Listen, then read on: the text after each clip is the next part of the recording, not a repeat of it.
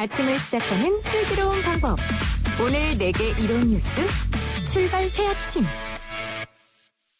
네, YTN 라디오 출발 새 아침 3부 문을 엽니다. 먼저 경제 박뉴스부터 만나보겠습니다. 알면 대박, 모르면 쪽박. 경제 박뉴스.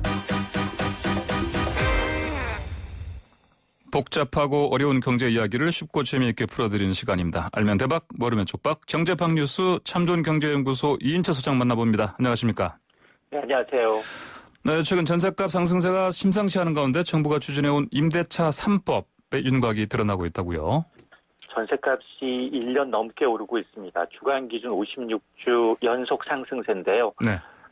당정청간 추진 중인 임대차 3법이 법사위에 상정이 됐습니다. 그러면서 윤곽이 드러났는데요. 네. 임대차 3법이라는 건 전월세 신고제, 전월세 상한제, 계약갱신 청구권제입니다. 우선 이 계약갱신 청구권제, 지금까지 전세제도는 2년 단위였는데 네. 한 번 더 연장할 수 있는 2+2, 최소 4년 거주를 보장하는 것으로 되어 있고요. 또 계약 기간이 남아있는 기존 세입자에 대해서도 서급 적용하는 방안도 유력합니다. 네. 또 하나가 이제 계약을 갱신할 때는 이전 임대료의 5% 안에서만 인상할 수 있고요. 또 여기에다 자치단체가 자체적으로 인상폭을 정하도록 하고 있는데 이럴 경우 전월세 상승폭이 큰 서울과 같은 수도권에는 5%보다도 낮은 임대료 상한이 적용될 수 있습니다. 일단 정부는 전월세 시장이 지금 임대차 3법 시행 앞두고 더 불안해졌다라고 보고 있습니다. 그래서 네. 빠른 법 통과를 주문하고 있는데 다음 달 살 예정된 국회 본회의 통과를 목표로 하고 있지만 지금 시간이 빠듯하기 때문에 네. 법안이 통과되지 않을 경우 9월 정기국회를 기다려야 하는 상황입니다. 네.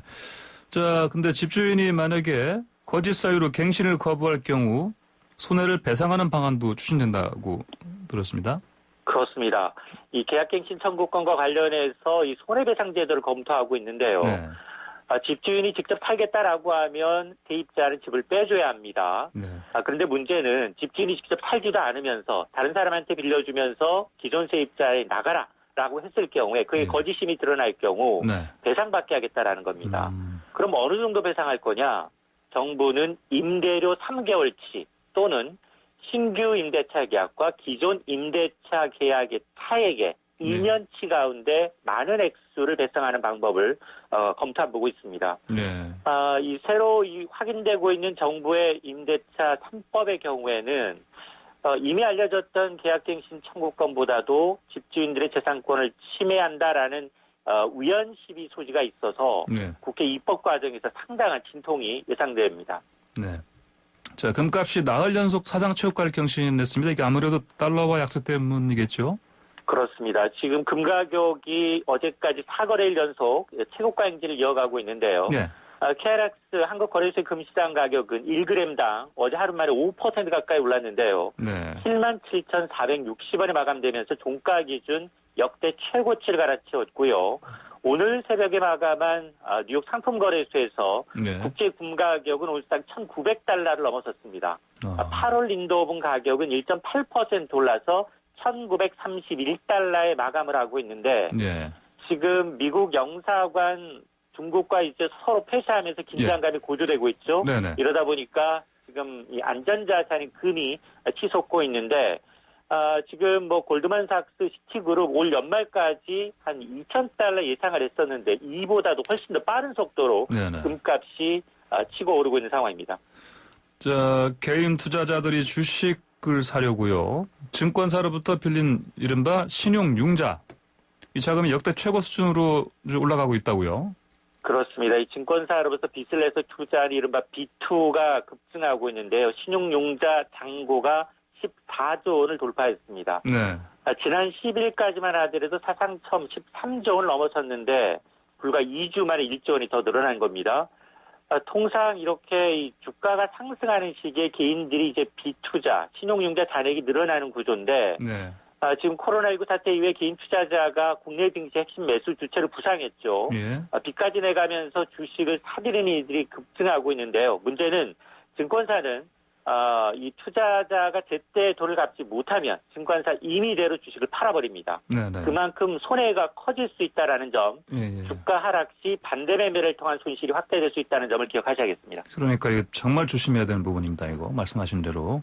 네, 오늘 말씀 고맙습니다. 네, 고맙습니다. 네, 지금까지 참 좋은 경제연구소 이인철 소장이었습니다.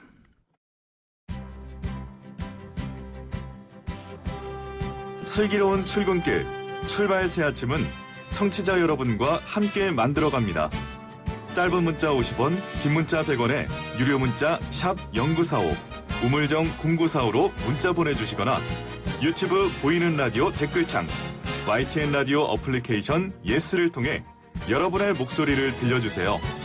FM 94.5MHz YTN 라디오 출발 새 아침, 잠시 후 계속됩니다.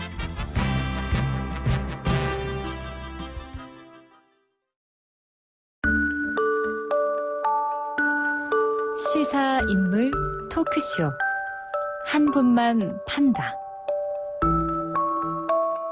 네, 한 명의 인물과 그를 둘러싼 이슈를 끝까지 파보는 시간입니다. 시사인물 토크쇼 한 분만 판다 시작합니다. 함께 하실 두 분 소개합니다. 박원석 정의당 정책위장 나오셨고요. 네, 안녕하세요. 안녕하십니까. 자, 김태현 변호사 나오셨습니다. 네, 안녕하세요.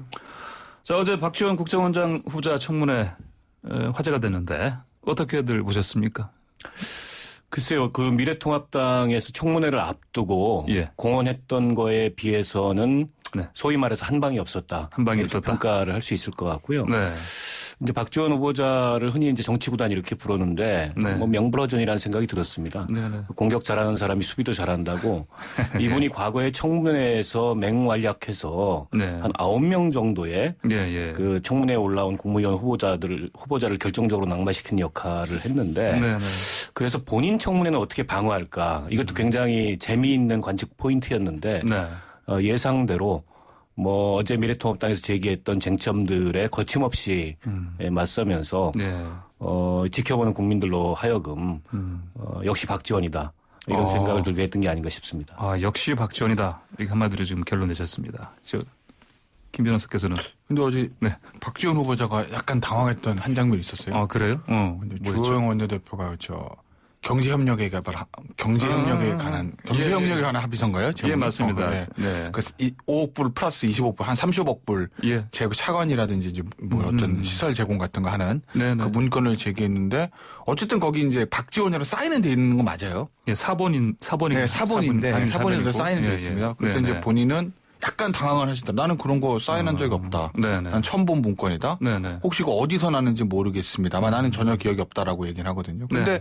거기 보면은 사인은 박지원 의원 사인이 맞는 것 같아요. 사인은 내 사인이 아닙니다는 얘기 안 하는 걸 보면 그러면 결국 두 가지 중 하나죠. 그거 만약에 진짜 사인했던 건 박지원 의원이 네. 그걸 기억 못할 리는 없을 거고 그런 정도의 중요한 문건들을 네, 그렇잖아요. 네, 네. 거짓말 하든지 아니면 네. 주호영 원내대표가 제시했던 문건이 네네. 그게 출처가 예를 들어 사본이니까 조금 이제 위조된 문건이 둘 중에 하나 아니겠어요? 그러니까 어제 그런 얘기를 했죠. 그 사본 어쨌든 난 달라. 네. 원본이 있으면 달라. 아. 검찰에 그 고소를 하고. 네네. 예. 그리고 밖에 나가서 얘기하셔라. 면책특권 뒤에 숨지 말고. 예.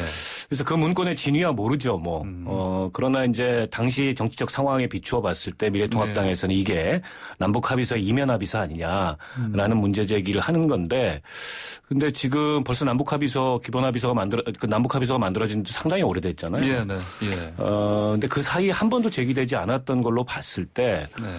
이번 청문회 앞두고서 뭐 어디선가 이게 튀어나온 문건인데 그 출처를 신뢰하기는 좀 어려워 보입니다. 아, 그렇군요.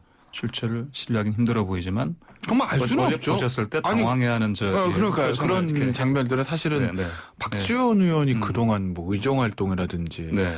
방송 활동 이런 거 하실 보면 약간 뭔가 질문이라는 걸 당황하는 모습을 본 적은 그렇죠. 한 번도 없었는데 네네. 어제 이제 약간 당황을 하시는 것 같더라고요. 그러니까 둘 중에 위조 아니면 거짓말, 둘 중에 하나 위조 아니면 위증이겠네. 둘 중에 하나 아니겠어요? 그럼 봐야죠 뭐. 네. 두고 봐야겠습니다. 저희가 지금 알 수 있는 건 아니고. 그럼요. 예. 자, 이제 본격적으로 한 분만 판다. 오늘의 주인공 누굴까요?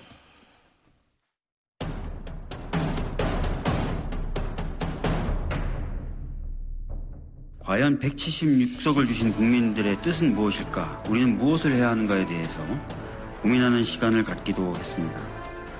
이런 아쉬움 후에 반성 그리고 고민을 딛고 다시 여러분 앞에 나선 이유는 두려움 없는 개혁, 중단 없는 혁신을 통해 새로운 질서를 여러분과 함께 만들어보기 위해서입니다.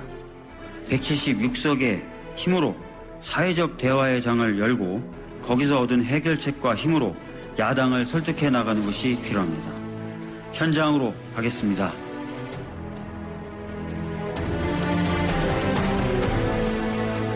네, 목소리 들으시니까 감지하셨겠습니다만 오늘의 주인공 더불어민주당 차기 당권에 도전한 박주민 의원입니다. 두 분 박주민 의원 직접 만나보셨죠? 예. 당연히. 그럼요. 예. 예, 뭐 이전부터 잘 아는 네. 분입니다. 예전부터 잘 아셨으면 뭐, 예. 이분이 이제 한마디로 세월호 어떤 분이다. 변호사로 네, 그렇죠. 예, 유명해졌지 않습니까? 예. 세월호 유족들과 거의 뭐 한솥밥 먹다시피 네. 당시에 그 세월호 문제 해결을 위해서 뛰었고 그게 이제 국회의원이 되게 된 배경이기도 했고 또 국회의원 돼서도 일에 몰두하면서 네. 굉장히 탈권위적인 모습을 보여서 그게 이제 지지자들로부터 많은 공감을 불러일으키고 네. 지난번 전당대회에서 최고위원이 됐는데 애초 예상과는 다르게 네. 상당히 높은 득표율로 1위를 했어요. 최고위원 중에서. 그것 때문에 이제 굉장히 전도 유망한 그런 정치인이 됐고 이번 전당대회를 앞두고 초반에는 사실 뭐 별 소문이 없다가 예. 후보 등록 마감을 앞두고서 네. 이제 갑자기 후보 등록을 하게 됐는데 결론적으로 평을 한다면 잃을 게 없는 싸움을 이 박주민 의원은 하고 있다 이런 생각이 들어요. 아, 네. 이번 전당대회에 지금 양자 대결로 가는 이 상황에서 예. 두 분 다 뭐 정치 경륜이나 중량감이나 측면에서 대권 주자고 네네. 이렇게 이제 전당대회가 거의 굳어져 가는 마당에 박주민 의원이 출마했지만 설사 박주민 의원이 여기서 예. 꼴등을 하더라도 네네. 본인으로서는 잃을 게 없고 차세대의 그 리더라는 네네. 그런 이미지를 확고하게 만들 수 있다는 측면에서 굉장히 좋은 선택이라고 생각합니다. 아, 그러셨군요. 자, 선택에 대해서 미리 좀 많이 지금 이제 나가셨습니다. 근데 잠깐 제가 근데 아까 이미 보셨으니까 첫인상은 어떠셨습니까? 뭐 별명이 뭐 거지갑 이런 얘기도 있고, 뭐 거리의 변호사라는 얘기도 있고. 그러니까 원래 뭐 네. 이렇게 좀 박주민 의원이 뭐 보면 이렇게 뭐 이렇게 네. 권위적인 거 별로 없고. 예. 그러니까 본인을 좀 치장한다든지 네, 그런 건 네. 없어요. 그래서 네, 아마 네. 이제 그리고 이제 그 당시에 아마 작년인가 재작년인가요? 네. 국회의원일 때 네. 지금도 국회의원이지만 아마 그 해에 이 후원금 모집 1위 했을걸요? 아, 그래서 제가 알기로 그런 해가 있었는데 그게 이제 인터넷 공간에 SNS에 본인 이제 후원금 모집하는 그런 광고가 있었는데 거기 이제 네. 지지자들이 박주민의 그 당시 사진이 네. 아마 세월호 변호사 하면서 네. 거의 옷 못 갈아입고 못 씻고 아마 막 일하는 그런 사진들이 아마 좀 지지자들이 올렸던 네. 것 같아요. 예. 도와줘야 된다면서. 네. 그럴 때 아마 거지갑 뭐 우리 최고로 갑 네. 이렇게 얘기하잖아요. 뭐 네. 거지갑이라는 별명이 붙었는데 그건 사실 정치인으로서는 그런 별명이 굉장히 어쩌면 좋은 별명인 거죠. 본인도 좋아한다고 하긴 하더라고요. 예, 그런 것 같아요. 예. 자, 이제 말씀하신 대로 박주민 의원이 후보 등록 마지막 날에 이제 깜짝 투사표를 던졌습니다. 이 박주민 의원은 도대체 어떤 그림을 그리면서 이렇게 마지막 날 이렇게 나섰을까요? 어떻게들 보십니까? 앞서 말씀드렸듯이 예. 이제 차세대 리더의 예. 포지션을 선점하는 거라고 보고요. 예.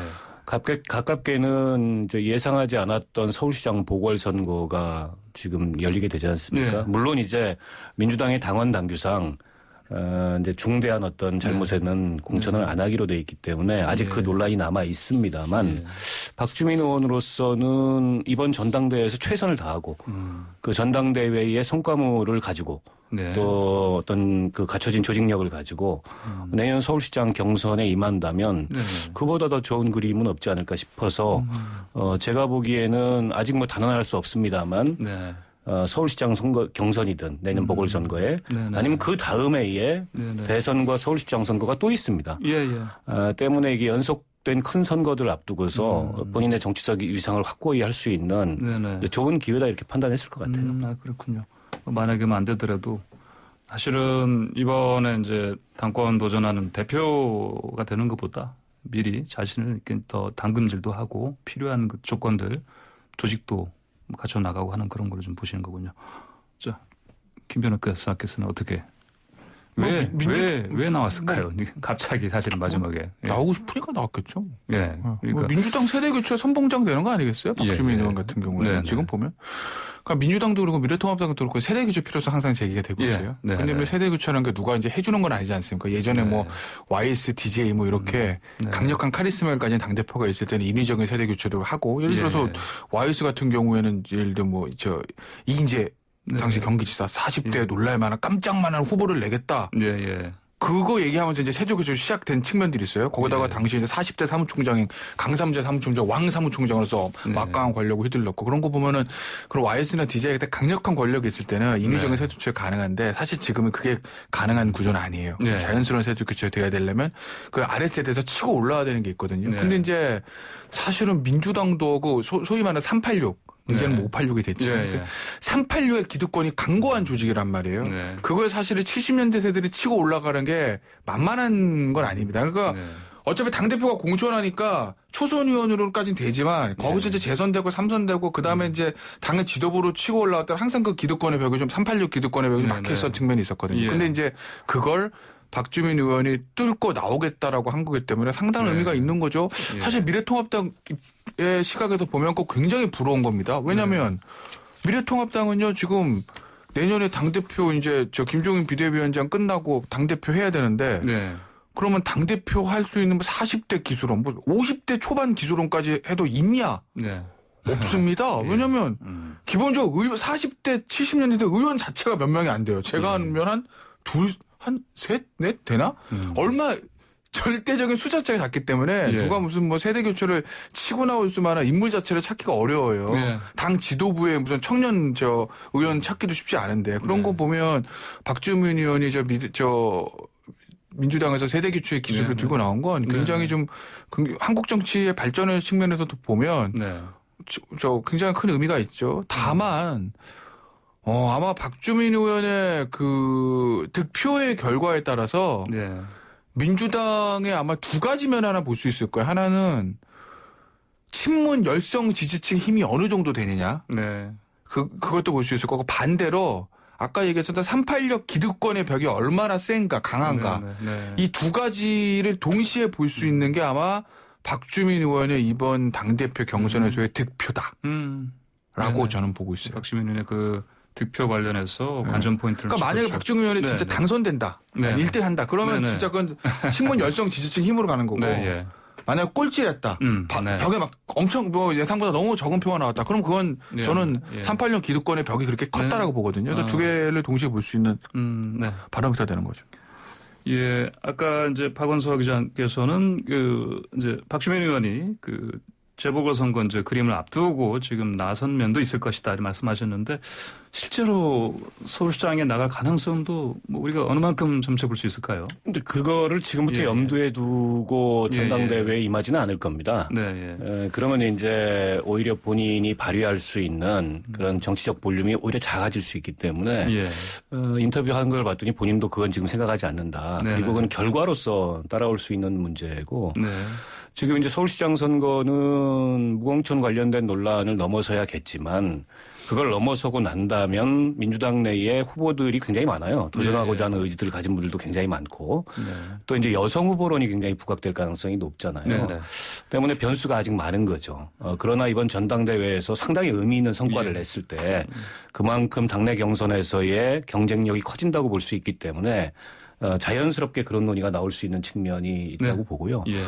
그러나 지금 당장의 선거는 내년 서울시장 보궐선거 경선이 아니고 네. 당대표를 선출하는 전당대회이기 때문에 중요한 건 이 선거의 성과를 내는 거죠. 네. 아마 이제 박주민 의원도 그 다음은 생각하지 않고 네.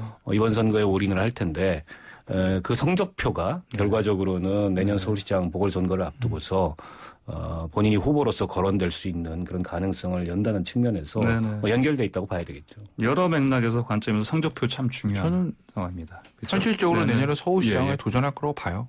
현실적으로. 왜냐하면 네. 아까 이제 박원석 의원이 말씀하신 박주민 의원의 얘기 예. 그거는 지금 생각할 건 아니다. 그건 뭐 모든 정치인들의 원론적인 대답입니다. 네, 네. 총선당한 사람들 대선은냐고 뭐 총선을 먼저 통과 이렇게 얘기하지 않습니까? 네. 그런데 이제 그 다음 얘기가 이제 정답이거든요. 결과에 따라서라는 네. 얘기를 합니다. 그 얘기는 뭐냐면 당대표 선거 결과 보고 생각할 수 있다는 거예요. 아마 마음속은 서울시장 있을 거예요. 왜냐하면 네. 만약에요. 박주민 의원 지금 당선돼서 당대표가 됐다. 네. 그럼 서울시장 보궐선거 안 나가죠. 당대표가 무슨 뭐 당대표 그만두고 서울시장 보궐선거 나갑니까? 네. 당대표가 되면 아마 바로 차기 대선 가든지 그만두고 당대표 1년을 그만두고 아니면 그 다음 대선을 노릴 거예요. 네. 당대표가 됐던 사람인데. 그런데 그게 아니라 현실적으로 지금 아무리 박주민 의원이 돌풍을 일으킨다 하더라도 대표가 되는 게 쉽지 않다고 보면 네. 그럼 저는 개인적으로 한 2등 정도 할 거라고 보거든요. 네. 2등을 하거나 또는 3등을 하더라도 2등과 별로 격차가 나지 않는 굉장히 의미 있는 득표를 하게 되면 네. 이번에 사실 그거 함으로써 전국구가 되는 겁니다. 이건 예. 큰 선거를 한번 치르면 당내 선거긴 하지만 예. 그러면 내년에 지역구도 은평이니까 서울시장 보궐선거에 바로 도전할 가능성이 예. 높다. 네. 다만 본인이 여기 이번에 의미 있는 2등을 하고 2등을 하고 내년 서울시장 보궐선거에 도전한다 하더라도 네. 앞서 말씀하신 박연석 전 의원 말씀하신 여성 후보론 네. 그리고 사실 지금 제가 항상 386 기득권 얘기하는데 네. 386 의원 출신 중에서도 지금 서울시장 노리는 분들이 차천 단적 굉장히 많은 걸로 알려져 있거든요. 그렇죠. 네. 과연 그 벽을 뚫고 서울시장 보궐선거에 후보가 되겠느냐라는 거는 조금 더 당내에 복잡한 역학관계들이 있어서 그건 네. 좀 본인이 뚫어내야 되는 거고요. 네. 2002년 대선 직후 노무현 정부에 열린우리당에 합류하지 않았던 이낙연 의원 또 여전히 한나라당 출신은 꼬리표 따라다니는 김부겸 전 의원에 비해서 박주민 의원 친문의 지지를 받기 유리한 당연히 조건이죠. 세 사람 중에 친문 적자를 꼽으라면 예. 저 박주민 뭐, 의원이 왜냐하면 그렇죠. 네. 앞서 저 질문에서 말씀하셨지만 네. 두 분, 김부겸 전 의원이나 이낙연 의원이 사실 친문 적동은 아닌 거고 그건 다 예. 알려진 사실이고 그런데 이제 박주민 의원은 정치권 입문할 때부터 문재인 대통령의 당대표 시절에 2016년 총선 때 직접 픽한 사람입니다. 네, 예. 바로 옆에 세워서 기자회견까지 하고 입당하고 예. 배지가 단 거예요. 네. 그리고 박주민 의원의 그동안 의정활동 한 5년간의 의정활동을 보면 주류, 그러니까 예를 들어 친문의 의사에 반한 행동을 한 적이 거의 없어요. 뭐 조국 전 네. 장관 사태 때도 그렇고, 네네. 기본적으로 뭐 정책이나 입법 활동에서도 그렇고, 어쨌든 문재인 대표, 문재인 대통령과 궤를 같이 하는 의정 활동을 해왔거든요. 예. 그렇기 때문에 친문 적자라고 보는 게 맞죠? 네. 근데 이제 이 대목은 지금 말씀하신 게 맞는데, 네. 근데 이게 박주민 의원이 여기에 기대는, 즉 개파 득표에 의존하는 선거 전략으로 네. 갔을 때 네. 장기적 득실은 좀 생각을 해봐야 될 것 같아요. 네. 그러니까 저는 기왕의 세대 교체론을 들고 나왔다면 그 세대 교체론을 훨씬 더 과감하게 얘기할 필요가 있다. 근데 네. 최근에 이제 아직 뭐 선거 초반이어서 그런지 모르겠지만은 다소는 좀 애매한 포지션, 그러니까 세대 뭐 혼합이 필요하다 이런 식으로 얘기를 하던데 네. 우리가 기억을 돌이켜 생각해 보면 71년도 그 신민당 전당대회 당시에 네. 김영삼 전 대통령을 필두로 뭐 김대중 전 대통령, 뭐 이철승 전 의원 이렇게 이제 40대 기수론을 들고 나왔어요. 예. 그거는 이제 시대를 바꾸겠다, 정치를 바꾸겠다라는 아주 과감한 선언이었고, 근데 네. 그 도전이 성공을 했고 그분들이 대통령이 될 수 있었던 정치적 자양분이 됐단 말이에요. 근데 지금 박주민 의원이 누구도 예상하지 않았던 전당대회 출마를 기왕에 했다면 본인이 얘기하는 새로운 시대. 혹은 미래의 어떤 청사진 이에 대해서 좀 더 과감하고 적극적으로 얘기해서 네. 새로운 어떤 정치의 비전을 가지고 전당대회에 도전하는 것이 바람직하지 당내의 친문 지지자들 혹은 당원들의 득표력에 의존하는 선거운동을 한다면 이번 전당대회 결과도 그다지 그렇게 의미가 있지 않을 뿐더러 네.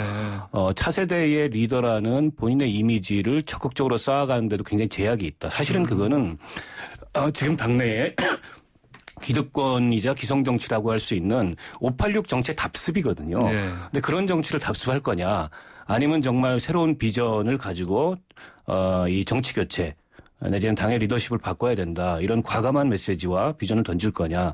이게 뭐 두 전략을 다 절충할 수도 있겠지만 저라면 네. 이런 당내에 그런 이미 기득권화되어 있는 득표력에 의존하기보다는 더 적극적으로 새로운 정치를 네네. 얘기함으로써 차세대 리더십이라는 이미지를 명실상부하게 확고히 하는 선거 전략을 택할 것 같다. 그런 면에서 어떤 이 선택의 기로에 놓인 게 아닌가 싶습니다. 네.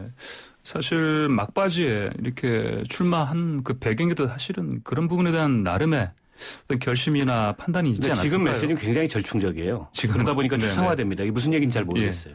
아, 그렇습니까? 아직까지는 보시기에는 좀 그런 새로운 청사진 제시라든지 그런 면에서는 좀 부족해 보인다. 예. 이렇게 보시는군요. 아직 그래도 시간이 남았으니까 아직까지는 전당대회까지는 좀 지켜봐야겠습니다. 자, 기태현 변호사께서는 그러면 뭐 같은 관점에서 뭐 그렇죠. 그럼 그러니까요. 그래도 저는 좀 더 긍정적인 측면을 보자고 하면 한국 정치에서 사실은 현실적인 측면을 봤을 때 사실 그 70년대 YS가 끌고 나왔던 40대 기수로는 정말 그 당시 생각 어마어마한 건데 그거는 어떻게 보면 YS니까 가능했던 거고 YS 정도의 타고난 정치 감각과 이제 그 정치력이 있는 사람이니까 가능했던 거고 지금은 사실 좀 그런 사람을 찾기는 쉽지 않거든요. YS DJ 정도 되는 정치력을 가진 의원들은 그렇다고 그런 현실 쪽에서 생각을 해보면 어찌됐든 간에 70년대생이 뭔가 지금 당대표에 도전했다는 건 재선밖에 안 됐습니다. 정치한 지 5년도 안 됐어요. 5년도 안 됐습니다. 지금 정확하게 얘기하면.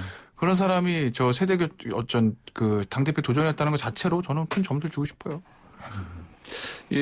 아까 말씀하신 것처럼 박주민 의원이 뭐 2등 가능성이 높다. 그리고 저는 2등 할 거로 봐요, 개인적으로. 그러니까요. 뭐 3등이 되더라도 사실 표차가 별로 없을 것이다. 이렇게 보시는 거예요. 저는 어느 정도는. 네. 그 왜 그러냐면 어차피 이제 그러니까 이런 모든 선거는요. 기본적인 표가 나오는 밭이 있어야 되거든요. 기본을 깔고 가는 거. 근데 이낙연 의원은 어찌됐든 형식에 나름 대세론이 형성이 돼 있고 당내에서. 그리고 호남에는 강력한 기반이 있어요. 아무래도 당원 숫자나 이런 거 보고 호남계가 민주당이 제일 많은 게 사실입니다. 그리고 미래통합당 영남이라고 하면 아무래도 그 민주당은 호남 베이스예요. 호남에 지지가 있지 않습니까? 그리고 박주민 의원은 친문 이 온라인을 중 친문 권리당원이라는 기본적인 표밭이 있는데 김부겸 전 의원, 전 장관 애매합니다. 확실한 표가 나올 때가 어딜까? 영남권 베이스 얘기하는데 민주당이 영남권 베이스 그렇게 많지 않아요. 오히려 미래통합당으로 영남권 베이스가 중요한데 그렇기 때문에 기본적인 표가 나올 밭이 좀 없거든요. 그렇다고 보면 저는 김부겸 전 의원이 상당히 의외로 고전할 수도 있다. 그래서 제가 박주민 의원을 과감하게 2등 할 거다라고 그냥 말씀드린 거죠. 뭐 모든 선거는 뚜껑을 열어봐야 되니까요. 근데 당연히 뭐 가능성이 있다고 볼 수 있겠죠. 그러나 이제 이낙연 의원은 당내 확고부동한 대선 지지율 1위를 달리고 있는 주자고 또 김부겸 전 장관 같은 경우에는 그동안에 많은 선거에 나서면서 전국적으로 이분이 우리가 생각하거나 알고 있는 것보다 조직력이 꽤 단단한 그런 후보입니다. 그런 면에서 봤을 때 뭐 장담할 수는 없고 다만 이제 박주민 의원으로서는 2등을 한다면 뭐 그야말로 대박이죠. 대박인 거고 설사 3등을 하더라도 아주 근사한 차이로 2등과의 근사한 차이로 3등을 해도 미칠 게 없는 그런 상황이기 때문에 오히려 지금 이낙연 그 후보나 김부겸 후보가 다소는 조금 좀 그 쫓기는 듯한 그런 심정이 들 거예요. 왜냐하면 이낙연 의원 같은 경우에는 이제 표가 좀 분산될 가능성을 우려할 것 같아요. 1위를 할 가능성이 좀 높다고 보는데 1위를 해도 지금 같은 상황에서는 좀 압도적 1위를 해야 대선 경쟁력을 보여주는 건데 압도적 1위를 못하면 즉 과반을 득표하지 못하면 또 그에 따라서 이게 경쟁력을 우려하는 당내의 목소리들이 생길 수가 있어요. 뭐 김부겸 의원 같은 경우는 그보다 더 초조하겠죠. 만약에 여기서 3등하는 순간에 자칫하면 이제 당내에서 정치가 끝나는 수가 있기 때문에 뭐 본인들도 사력을 다하겠죠. 그러나 이 박주민 의원으로서는 뭐 미칠 게 없는 그런 게임이기 때문에 최선을 다할 거라고 봅니다. 그러니까 최선을 다할 바에 이낙연 의원도 그게 고민일 거예요. 말씀하신 그 그러니까 1등을 당대표가 되는 건 같아요. 다만 이제 득표율이 말씀하신 대로 과반을 넘어서 압도적으로 이기지 않으면 어떤 문제가 생기냐면 이낙연 의원이 지금 대선 후보 1위인데 과연 결국 최종적으로 민주당 후보를 꿰찰 수 있을까라는 거를 질문을 던지면 무조건 민주당 후보는 이낙연이지 라고 말하기는 좀 애매한 측면이 있거든요. 그건 역시 그래도 민주당에서 당내 경선을 뚫고 올라오려면 친문들의 이 표를 받아야 되는 게 현실인데 그렇다고 하면 만약에 이낙연이 여기서 뭐 과반 못해가지고 뭐 약간 근소한 차로 겨우 당대표 된다라고 하면 그 문제 역시 이낙연 의원은 페이스메이커 아니야? 대선 경선판에서 친문들은 이낙연 의원보다 다른 후보를 찾고 있는 거 아니야? 라는 얘기가 금방 수면 위로 떠오르고 있기 때문에 이낙연 의원은 당선도 당선 1등도 1등이지만 그 표차 이걸 굉장히 신경 쓸 수밖에 없는 상황인 건 맞죠. 지금 이제 이재명 지사하고 이번 전당대회 레이스에 들어와 있지는 않은데 근데 이번 전당대회에서 이낙연 후보의 관점은 이게 마치 섀도우 복싱을 하는 것처럼 링 밖에 있는 이재명 지사하고 경쟁 비슷하게 돼 있거든요. 그런데 이번 전당대회에서 압도적인 결과를 보여주지 못했을 경우에 이 대선 지지율 간 격차가 더 줄어들거나 크로스가 되거나 무엇보다 이제 확정성의 의문을 갖게 되는 거죠. 또 이분이 이제 호남 출신이라는 제약도 있는데 그에 반해서 이재명 지사는 이제 TK 출신이잖아요. 민주당이 한 번도 가져보지 못했던 대선 주자란 말이에요. 그런 것들이 종합적으로 비교되면서 자칫 이게 경쟁력의 의문이 크게 제기가 될 수 있어서 이낙연 후보로서는 확실히 앞서 있긴 하지만 앞서 있는 만큼 압도적인 결과를 보여야 된다는 부담도 굉장히 클 겁니다. 그 점에 있어서 박주민 의원의 출마가 달갑지는 않을 거예요. 그러니까요. 그건 분명한 사실로 보입니다. 뭐 이왕 근데 이제 박주민 의원 입장에서는 사실 뭐 2등 하든 3등 하든 큰 손해 볼 건 없으니까 차라리 아까 말씀하신 대로 확실한 586과 좀 거리를 두는 확실한 자기 색깔을 보여줄 수 있는 어떤 비전 같은 거 제시해 주는 게 오히려 더 미래를 위해서는 더 나은 그런 저는 전략이 그렇게 해서 이게 다이내믹스가 생기는 게 민주당의 발전이나 한국 정치 발전 전체에 도움이 된다고 생각해요. 그러니까 우리가 이제 과거에 비해서 세대 교체의 속도가 굉장히 둔화됐고 또 앞서 이제 우리 김태현 변호사도 얘기했지만 586이라는 확고한 기득권이 형성됐단 말이에요.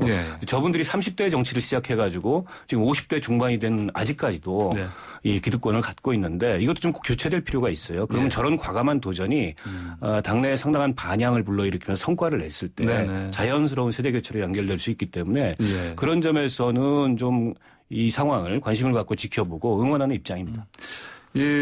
이건 정말 가정인데 만약에 박주민 의원이 됐다. 당대표요? 네. 그러면 어떤 점에서 더불어민주당에 뭐 추상적인 질문일 수 있겠는데 이게 큰 호재가 될 수 있을까요? 호재요? 호재. 일단은 저 악재부터 말씀드리면 유력한 대선 후보 하나 잃는 거고. 그렇죠. 방금 이낙연 의원은 뭐 그냥 아웃인 거죠. 둘을 잃겠네. 김부겸 의원도 사실은 뭐 본인은 당대표 당선되면 안 당한다고 하긴 했지만 2등 하면 나갈 수도 있는 거거든요. 대선 후보 둘을 잃는 겁니다. 호재는 새로운 바람이 불 수는 있겠죠. 진짜 아까 70년대 말씀하셨던 YS가 40대 기술원부터 시작해서 뭔가 새로운 바람들이 민주당에 불어올 거고 그 바람은 미래통합까지도 갈 거예요. 사실 미래통합도 아까도 말씀드렸지만 당대표 경선하면 나올 만한 70대도 없습니다, 지금. 그러니까요. 숫자 자체가 절대적으로. 그러면 이제 엄청난 자극인 거죠. 야, 저기 봐. 저 옆 동네는 지금 40대가 나와서 당대표까지 꿰찼어. 대서로 있는 사람 물리치고. 우린 뭐 하지? 그 약간 외부의 자극? 그런 것들이 좀 불어올 수 있겠죠, 미래통합당엔. 어떻게 보십니까? 뭐 정치판을 흔들겠죠. 비단 민주당뿐만이 아니라 앞서 말씀하셨듯이 우리 한국 정치 전체 판을 흔들 거고 이제 새로운 정치장이 열리는 거죠.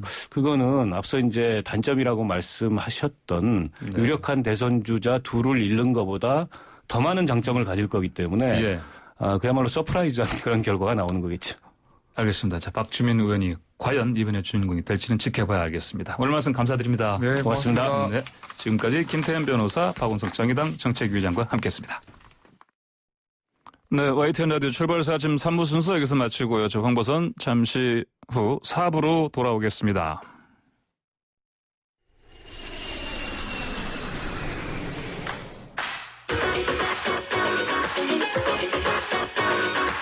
뉴스 탐구 생활 못 떠나도 고! 탁PD의 국제 뉴스.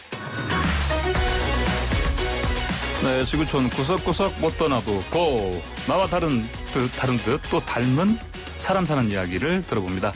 여행작가 탁재형 PD와 함께합니다. 안녕하십니까? 반갑습니다. 네, 안녕하세요. 여행으로 수다 떠는 PD 탁재형 PD입니다. 네, 자, 밤사이에도 비가 좀 내렸습니다. 탁 PD께서도 비와 관련된 소식 가지고 나오셨다고요? 네, 이제 우리나라도 본격적인 이제 장마철로 접어들었잖아요. 그래서 뭐 밤사이에도 지금 부산에 비가 계속 내렸었는데 다행히 큰 피해는 없이 이번에는 지나간 것 같습니다. 근데 어쩌면 이제 우리나라보다 훨씬 더 비 소식에 마음을 졸이고 있는 그 지역 소식이 있어서요. 오늘 좀 가지고 와봤습니다. 바로 세계 최대의 수력 발전소로 유명한 중국 양쯔강의 산샤댐 이야기입니다. 산샤댐. 이게 벌써 준공된 지 좀 됐죠? 네. 이게 이제 2003년에 완공이 됐으니까요. 지금 뭐 이제 준공된 지 벌써 7년이 지났는데요. 그러니까 이게 옛날에 유명했던 거가 지어질 때 엄청 너무나 큰 규모. 만리장성 이래 최대 그렇죠. 토목공사였다. 네네 맞습니다. 듣지 않았습니까? 네네. 이 산샤 댐이 1994년부터 공사를 시작해서 9년 만인 2003년에 이제 완공을 했고요. 높이가 181m. 181m요. 네네. 저수용량이 390억 톤이고요. 뭐 이 정도면 이제 현재 390억 톤. 네네. 예. 현재 한반도 전역에 흐르는 모든 강물의 2배 정도를 담고 있는 셈이에요. 아하. 이게 소양강 댐의 14배라고 합니다. 수양강 댐이 14배. 이거 하나로요. 이 하나로요. 네네. 그래서 발전 설비 용량이 22,500메가와트인데 네. 이게 이제 일반적인 원자로의 20배가 넘는 용량입니다. 원자로의 20배. 네, 그러니까 이게 수력으로는 세계 최대 규모죠. 예. 그래서 이게 이제 티베트에서 발원을 해서 중국 내륙을 가로질러서 황해로 흐르는 게 바로 이 양쯔강이잖아요. 네. 이 강이 아시아에서는 가장 긴 강인데요. 네. 당연히 이 강에다가 댐을 설치해서 홍수를 조절하고 전력을 생산하기 위한 시도는 아주 오래전부터 있어 왔겠죠. 네. 그중에서도 이 장강 삼협이라고 일컬어지는 협곡지형에 네. 댐을 설치해서 이 지역의 치수 환경을 근본적으로 변화시킨 게 이제 이 산샤 댐이고요. 네네. 이거는 사실 이 중국 근대화의 아버지라고 불리워지는 순원 때부터 순원 때부터. 네네, 손문 때부터 손문. 시도되었던 거고요. 근데 이 당시에는 기술 부족과 예산 분들을 못 내다가 장점인 대에 와서 중국 경제가 그때 이제 급성장을 했지 않습니까? 그래서 여기에 맞춰서 전력 생산을 늘릴 필요가 이제 대두되어서 적극적으로 추진되어서 오늘날에 이루게 된 거죠. 이제 우리 비 얘기 하면서 이제 이 화제를 이제 이 주제를 가지고 나오셨는데 그런데 이 아무리 이렇게 큰 산샤 댐이지만 만약에 거기도 그 상류 쪽에도 폭우가 쏟아지면 어떻게 되는 겁니까? 지금 문제는 중국 남부에 21세기 들어서 최악이라고 평가되는 기록적인 폭우가 계속되고 있는 겁니다. 그래서 현재까지 그 이재민 숫자가 저희로서는 정말 상상이 안 가는 숫자인데요. 4,500만 명이 발생을 했어요. 4,500만 명이요? 네, 4,500명이 아니라 4,500만 명입니다. 가옥이 3만 5천 채가 붕괴가 됐고요.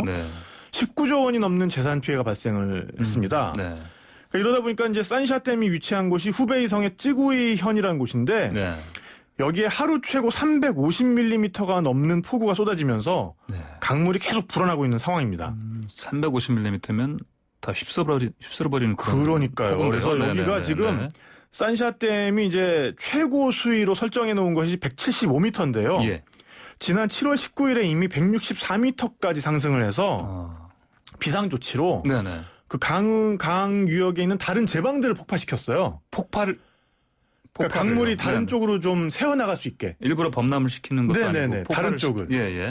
그래서 이제 이곳으로 집중되는 물을 좀 분산시키는 전략으로 대응을 한 거죠.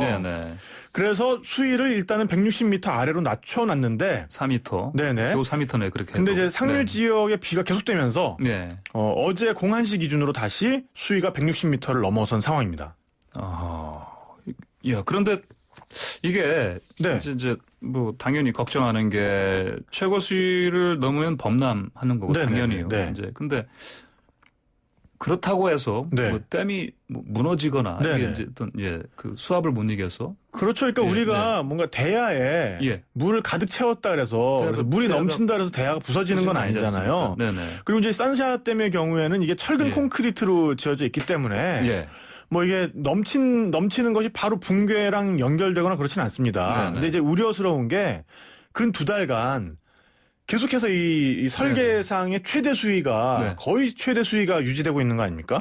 이러다 보니까 이제 댐 구조물에 뭔가 피로가 누적이 되고 있는 거 아니냐. 왜냐하면 이게 수위가 1m 차이가 뭐 별거 아닌 것 같지만 이 지역의 강 유역이 워낙 넓기 때문에 그 지역을 다 채우고 1m가 상승했다는 거는 여기에 지금 수만 톤 이상의 하중이 늘어났다는 얘기거든요.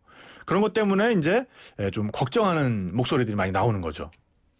그러면 진짜 이런 계속해서 이런 피로가 누적이 계속되면 아무래도 붕괴되는 거 아니냐 이런 걱정을 당연히 네, 이제 뭐 결론부터 얘기를 하자면 그럴 가능성은 현재로서는 매우 낮다고 볼 수 있습니다. 왜냐하면 이게 뭐 댐에 닥칠 어떤 위협이 100 정도라고 평가가 된다. 그러면은 이 댐을 그 100에 딱 맞춰가지고 짓지는 않을 거 아닙니까? 그래서 이 중국 당국이 산샤댐이라는 것이 100만 년에 한 번 일어날 법한 대홍수에도 우리는 견딜 수 있다. 네. 이렇게 공언을 하고 있어요. 100만 년이요? 네네. 100년도 아니고요. 100년도 아니고 100만 년에. 너무 과장이 심한데? 예. 뭐 대륙의 기풍일까요? 근데 사실 중국으로서도 만에 하나 산샤댐이 붕괴한다면 네. 이게 국가 존망의 위기로 연결이 됩니다. 네. 예상하기로는 네. 4억이 넘는 이재민이 발생할 것이고 아까 4천만 명 넘게 나왔어요 이미. 그리고 이제 GDP의 40%가 증발해버린다. 라고 전문가들이 전망하고 있어요. 더군다나 이 양쯔강 유역이 군사적 요충이기도 해서 여기 군사기지들이 강을 따라서 굉장히 집중돼 있습니다. 그러다 보니까는 이게 뭐 군사적으로도 굉장히 약화가 될 거고요. 그러니까 중국 공산당 입장에서는 이게 절대로 현실화돼서는 안 되는 시나리오죠. 그래서 산샤댐에는 1만 2천 개의 모니터링 지점이 있다고 하고요. 그래서 댐 상태가 실시간으로 파악이 되는데 뭐 지금까지는 아무런 문제도 발견되지 않았고 허용 범위를 벗어나는 댐의 변형도 없다라고 공식 발표를 했어요. 근데 이제 이런 논란이 계속되는 이유 중에 하나가 뭐 부실 시공 때문이죠, 그러니까. 아무래도 그렇죠. 네네. 이게 이제 시공될 때부터 여기에 연루된 그 공무원들의 부패 추문이 끊이질 않았었고요. 네네. 그래서 이제 2013년까지 발표한 불법 행위가 80여 건, 사법 처리 인원이 113명이었고요. 그리고 지난해 6월에는 중국 국무원에서 중국에 있는 댐들을 한번 다 파악을 해봤는데 9만 8천여 개의 댐 중에 8만 2천 개 이상이 현재 또는 잠재적으로 결함이 있는 것으로 판명되었다라고 발표를 한 바가 있어요. 그래서 10개 중에 8개는 뭔가 부실을 안고 있다는 거고 산샤댐도 그 중에 하나인 거죠. 네, 그러니까요. 이렇게 부실을 한 댐이 이렇게 많죠. 네. 자, 이 댐 규모가 워낙 크다 보니까 건설 당시에도 사실 이런저런 말이 좀 많았다면서요. 그렇죠. 이게 이제 댐 건설이 확정된 게 1992년에 있었던 전국 인민 대표자 회의였는데요. 이게 이제 이 중국에서는 보통 여기에 회부가 되면 거의 만장일치로 통과가 되는데 그럼에도 불구하고 반대와 기권이 33%가 나왔었다고 해요. 굉장히 이례적인 일인데 그래서 이제 반대 측이 주장했던 거는 이게 이제 완공이 되면은 수질 악화, 생태계 파괴, 산사태, 지진, 유물 유적 훼손, 그리고 수몰 지역의 이주민 문제 등이 심각해져서 결국에는 이거를 뭐 폭파해서 철거할 수밖에 없을 것이다. 이런 전망을 했었는데 이 중에 어떤 것들은 이미 현재 이제 좀 현실화가 된 상황인 거죠. 그래서 2008년에 스촨성 지역에 대지진이 있었는데 이게 혹시 산샤댐과 연관이 있는 것이 아니냐 이런 의문을 품는 전문가들도 많아요. 왜냐하면 여기에 사용된 그 철근 콘크리트 양만 46만 톤이라고 하거든요. 46만 톤. 네네. 가늠이 좀 안 갑니다. 가늠이 안 가죠. 아까부터 숫자가 계속 가늠이 안 가는데 뭐 그리고 이제 여기에 담겨 있는 물 용량이 395톤 아닙니까? 그러다 보니까는 이런 무게가 일반적이지 않은 높이에 고정이 돼 있다 보니까 이것이 어떻게든 뭔가 진동을 유발하고 이 지역에 뭔가 균열을 초래할 것이다. 그리고 심지어는 미국 나사에서 이런 전망까지 했어요. 이게 이 물 무게로 인해서 지구 자전 속도와 자전축 경사가 영향을 받을 것이다. 아이고 이런 얘기 들으니까 얼마 전에 제가 아는 한 인사께서 코로나19 이후에 지진이 많이 줄었다고 하더라고요. 지진이 많이 줄은 이유. 왜일까요? 이제 기본적으로 이 지구가 감당해야 될 무게, 어떤 뭐 여러 가지 이동들도 있을 것이고요. 이런 것들이 좀 줄어들었다. 그래서 이게 지구 지진이 좀 줄지 않았냐 이런 얘기 하는 경우도 있었거든요. 그러니까 어쨌든 나사 과학자들은 나름 추산을 한 게 지구 중심으로부터 상당히 무거운 것이 더 높은 곳에 위치를 하게 됐으니까 이게 지구의 자전 속도가 뭔가 영향을 받을 것이다. 굉장히 경미하긴 하지만 그런 추산을 내놨던 거죠. 그렇군요. 자, 그렇지만 중국 입장에서는 이 산샤댐 공사를 당시에 반드시 밀어붙여야 될 이유가 당연히 있었겠죠. 그렇죠. 이게 이제 여기에 들어간 비용이 공식 비공식을 합쳐서 한 31조 5천억 원 정도 쓰였다라고 추산이 되는데 31조요. 뭐 이 부분은 오케이. 근데 이제 이 비용이 31조 달러가 아니라 억 원이니까. 근데 이 비용이 10년 만에 여기서 생산된 전기를 판매한 수익만으로도 회수가 되었다. 아, 그래요? 라고 지금 이제 추산이 됩니다. 그리고 이게 뭐 전력 판매뿐만 아니라 뭔가 이제 현대화한 중국의 모습 예. 그리고 어떤 자연 환경을 우리가 이렇게 완벽하게 통제하고 있다라는 이런 중국 공산당의 아주 좋은 선전거리로도 활용이 되었던 거죠. 예. 그러니까 중국에서는 뭔가 대대로 이 물을 잘 다스리는 지배자가 네네. 좋은 지배자, 뭔가 네. 치수에 성공한 지배자가 좋은 지배자라는 그런 인식이 있었지 않습니까? 예. 네, 그래서 뭔가 이제 중국 공산당의 자부심이기도 한데요. 네. 그렇지만 이제 이게 지구온난화로 인해서 어떤 격변하는 네네. 어떤 자연의 도전을 과연 방어해낼 수 있을 것인지가 귀추가 주목됩니다. 정말 아까 말씀하신 대로 이 댐이 네네. 산샤 댐이 사실은 아까 말씀하신 대로 2008년 스촨성 대지진과 관련이 있냐 없냐. 네네네. 이거를 뭐 어떻게 규명하는 건 사실 방법이 없잖아요. 완벽하게는 네. 할 수 없을 것 같고요. 예. 사실은 이 산샤댐이 여행 쪽으로도 굉장히 영향을 미쳤는데요. 예, 어떤 점에서? 양쯔강 상류가 수위가 대폭 높아졌잖아요. 네네. 그래서 거기에 크루즈 선박이 다닐 수 있게 됐어요. 아, 그래요? 네네. 그래서 예. 이 4박 5일짜리 크루즈가 있습니다. 충칭에서 출발하는 제가 그걸 다녀온 적이 있었는데, 아, 그러세요? 네, 그래서 양 옆으로 펼쳐지는 여기가 이제 장강 삼협이잖아요. 협곡의 아주 웅장한 모습 사이로 네네. 이 크루즈들이 오가는 것도 굉장히 또 관광 자원 중에 하나입니다. 예, 그러니까 지금 산샤라는 이 말이 원래 한자로는 뭐 삼협이잖아요. 네네네. 그러면 그 삼협이라는 그 말을 네네네. 느낄 수 있을 정도로 그렇죠. 보시면 네네. 양쪽에 아주 깎아지른 절벽들이 웅대한 장면. 웅장하게 펼쳐져 있습니다. 아, 그랬군요. 그런 면도 있었군요. 여행객들한테는 반드시 또 가봐야 될 그런. 네, 그렇습니다. 이 주변이 그리고 다 삼국지와 관련된 유적지들이에요. 예, 그래요. 네네. 그래서 이 4박 5일 동안 크루즈가 진행이 되면서 중간중간에 멈춰서 그런 것들을 구경하는 재미도 굉장히 쏠쏠했습니다. 알겠습니다. 네, 오늘은 중국의 양쯔강 산샤댐 소식을 들어봤습니다. 감사합니다. 네, 감사합니다. 네, 지금까지 탁재형 여행 전문 PD였습니다. YTN 라디오 출발새 아침 오늘 저희가 준비한 소식은 여기까지입니다. 내일 아침 7시 정각에 변함없이 슬기롭고 공정한 내용으로 찾아뵙겠습니다. 저는 황보선이었습니다. 감사합니다.